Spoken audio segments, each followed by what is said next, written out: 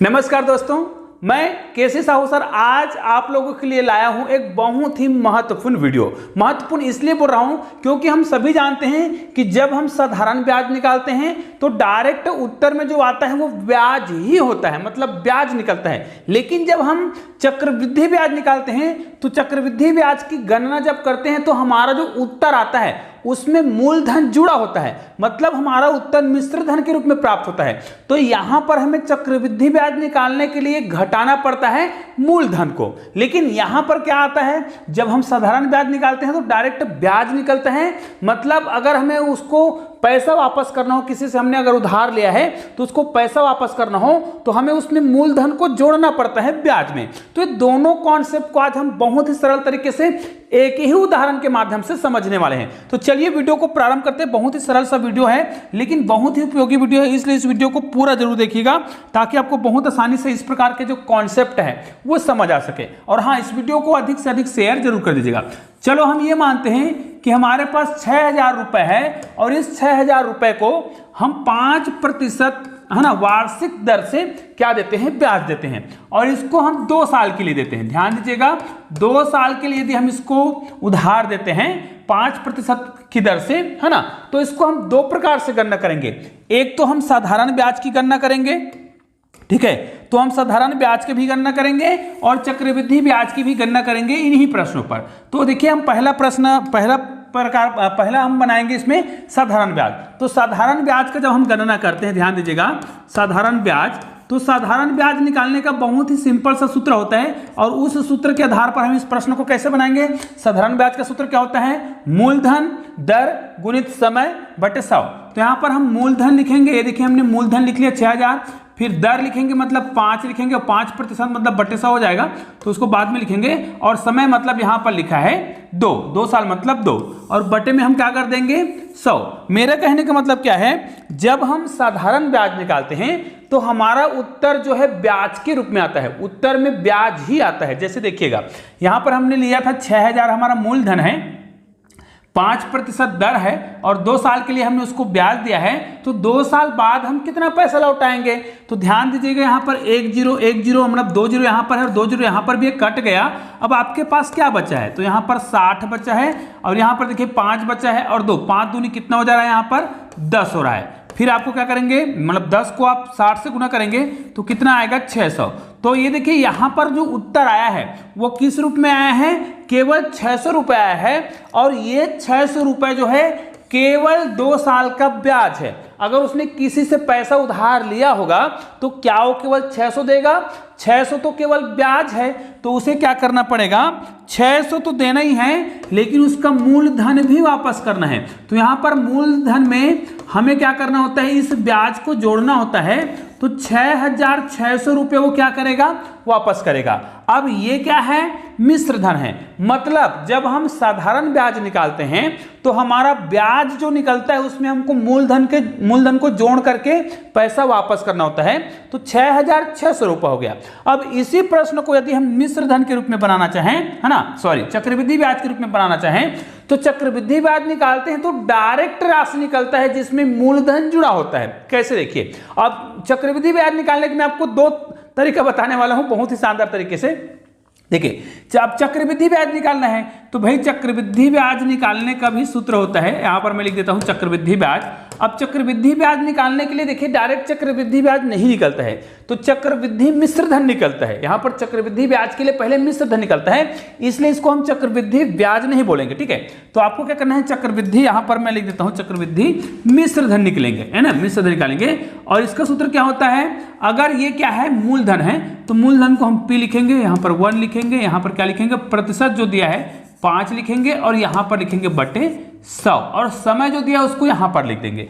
अब ये हमारा प्रश्न बन जाएगा। लेकिन मैंने आपको बता रखा है कि इसको मैं 2 तरीका बताने वाला हूं और इसमें जो उत्तर आता है वो डायरेक्ट आता है, मतलब उसमें मिश्र धन जुड़ा होता है। तो यहां पर मिश्र धन कितना है, 6,000 है, तो यहां पर हमने 6,000 लिख दिया, ठीक है। यहां पर 1 है, अब 100 को 5 से भाग देंगे मतलब यहां पर कितना हो जाएगा, 1/20 हो जाएगा। इस प्रकार भाग देंगे मतलब ना, कटाएंगे और यहां पर हो जाएगा 2। अब इसको जब आप हल करेंगे तो यहां पर तो 6,000 आपको लिखना ही है, मैंने 6,000 लिख दिया। इसको हम लिखेंगे तो 21 बटा कितना आ जाएगा, 20 आ जाएगा और यहां पर गुना 2 हो जाएगा। इसको जब हम हल करेंगे तो अब हमारा फाइनल आंसर इस प्रकार आ जाएगा कि यहाँ पर तो हम 6000 लिख देंगे, फिर गुणित लिखेंगे 21 गुना 21 2 बार वर्ग है ना, घात 2 है। अब यहाँ पर लिखेंगे 20 गुना 20। इसका दूसरा तरीका ही बताऊंगा, शॉर्टकट तरीका, ये तो मैं सूत्र विधि से बता रहा हूं। अब 1 शून्य को कटाएगा, 2 शून्य यहाँ पर है तो यार 2 शून्य कटा दिया, ठीक है। अब यहाँ पर कटाएंगे तो कितना आएगा, 30 आएगा, फिर 2 बचा हुआ है तो यहाँ पर कितना आएगा, 15 आएगा। तो कुल मिला के हमारे पास क्या बच गया है, 21 बचा है, और यहाँ पर भी 21 बचा है, और यहाँ पर बच गया है 15। अब भाई इसको यदि हम हल करें तो 21 गुना 21 करते हैं तो कितना आता है, 441 आता है। फिर इसको हम गुना करेंगे 15 से, फिर से अगर हम इसको गुना करेंगे तो 15 एकम 15 का कितना हो जा रहा है, 5 आ रहा है, और हासिल कितना आ रहा है, 1 आ रहा है, हासिल 1 आ रहा है। तो यहाँ पर देखिए 15 चौक 60 होता है ना, और 15 चौक 60 में 1 जोड़ेंगे तो 61 आएगा। तो यहाँ पर हम करेंगे 1, अब हासिल कितना हो गया है, 6 हो गया है। अब 15 चौक फिर 60 होगा, और 60 में 6 जोड़ेंगे तो कितना हो जाएगा, 66। मतलब यहाँ पर 6615 हो रहा है। तो देखिए यहाँ पर मूलधन भी है और इसमें ब्याज भी जुड़ा है। अब इस शर्त के आधार पर यदि इस प्रश्न में हमें क्या करना हो, अगर हमें ब्याज कितना पड़ा ये निकालना हो, तो उत्तर जो आया है, मैंने बताया ना, ये जो उत्तर आता है वो चक्रवृद्धि ब्याज के हिसाब से हमने मिश्र धन की गणना किया हुआ है। तो हमने 2 साल का मिश्र धन निकाल लिया है जिसमें ब्याज छुपा हुआ है। तो हमें क्या करना पड़ेगा, जो हमारा उत्तर आया है 6615 रुपए, ये तो हमारा मिश्र धन है, मतलब ए है, लेकिन ये चक्रवृद्धि ब्याज के लिए मिश्र धन है। अब यदि इसमें हमें क्या करना है, चक्रवृद्धि ब्याज कितना पड़ा इसको निकालना है, तो हमें मूलधन को घटाना पड़ेगा। मतलब मूलधन कितना था, 6000, तो 6000 को घटाएंगे तो यहाँ पर तो 5 आएगा, यहाँ पर 1 आएगा, यहाँ पर 6 आएगा, और यहाँ पर कुल मिला के कितना आ रहा है, 615 रुपए। मतलब हमें 615 रुपए क्या करना पड़ रहा है, ब्याज के रूप में देना पड़ रहा है 2 साल में। इसलिए कहा जाता है चक्रवृद्धि ब्याज में ब्याज ज्यादा पड़ता है, मतलब साहूकार जो भी व्यक्ति ब्याज देता है चक्रवृद्धि ब्याज में, उनको फायदा ज्यादा होता है। इसलिए आपको अगर किसी से ब्याज लेना हो तो आप चक्रवृद्धि ब्याज में उधार न लें, क्योंकि आपको घाटा हो सकता है। इसलिए साधारण ब्याज मिले, ताकि क्योंकि इसमें क्या होता है, चक्रवृद्धि ब्याज में ब्याज का भी हम क्या करते हैं, ब्याज जोड़ते हैं अगले साल। कैसे जोड़ते हैं, देखिए हमें ये तो याद हो गया। इसका अगर हम चक्रवृद्धि ब्याज की गणना कर रहे हैं चक्रवृद्धि ब्याज के हिसाब से, तो हमारा उत्तर कितना आ रहा है, 615 रुपए ब्याज आ रहा है। केवल ब्याज की बात कर रहे हैं, चक्रवृद्धि ब्याज की बात कर रहे हैं, ठीक है। तो हम इसको यहां पर कैलकुलेट कर दिए हैं। अब हम क्या करेंगे, इतने भाग को डिलीट करेंगे और दूसरा मेथड से बताने वाले हैं कि शॉर्टकट तरीके से इस प्रकार के जो प्रश्न होते हैं उसको कैसे बनाते हैं। उदाहरण के लिए अगर इसको मैं बनाना चाहूं तो भाई हम 2 प्रकार से बनाएंगे। प्रथम साल इसका हम कैलकुलेशन करेंगे।